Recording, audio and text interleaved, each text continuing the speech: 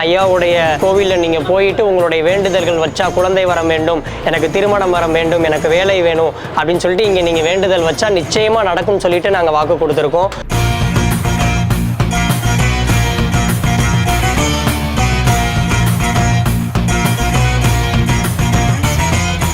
இந்துவை எழுந்து வா, முஸ்லீமை முழங்கி வா, கிறிஸ்துவனை கிளம்பி வா என்று ஐயா சொல்லவில்லை.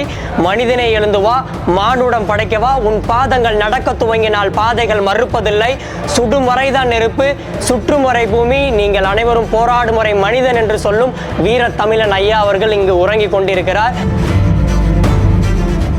ஐயாவுடைய மறைவப்போ நான் காசியில் இருந்தேன் நான்.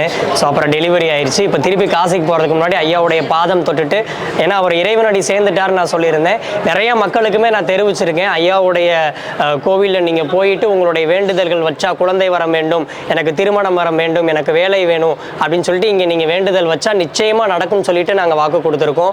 ஐயா இறைவனடியில் தான் சேர்ந்துருக்கிறாரு. அவருடைய புண்ணியங்கள் எல்லாமே இன்னைக்கு பல மக்களுடைய வீட்டில் இன்னைக்கு ஐயாவுடைய சிலை கோயில்களில் கருவறைகளில் கொண்டு போய் வைக்கப்பட்டிருக்கு. இன்னது பெரிய அளவில் வரும். ஐயாவுடைய புகழ் இந்த உலகெங்கும் ஓங்கும் அப்படிங்கிறதுல எந்த ஒரு மாற்றமும் கிடையாது. இது ஒரு நிதர்சனமான உண்மை. ஐயா என்னைக்குமே நம்மளை இந்த மதம் இந்த ஜாதி என்று கூப்பிடவில்லை.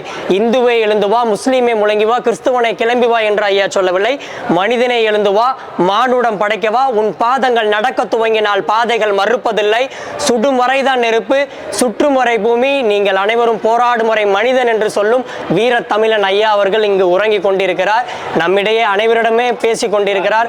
ஐயாவுடைய புகழ் இந்த உலகெங்கும் பரவும் அப்படிங்கிறதுல எந்த ஒரு மாற்றம் இல்லை. அம்மா அவர்களை சந்திச்சு ஆசி பெறலாம்னு சொல்லி வந்திருக்கிறேன். நன்றி. நிச்சயமாங்கம்மா, சாப்பிட்டு போங்க. நிச்சயமாங்கம்மா. ஐயா தரிசிச்சுட்டு நாங்கள் கிளம்பலாம்.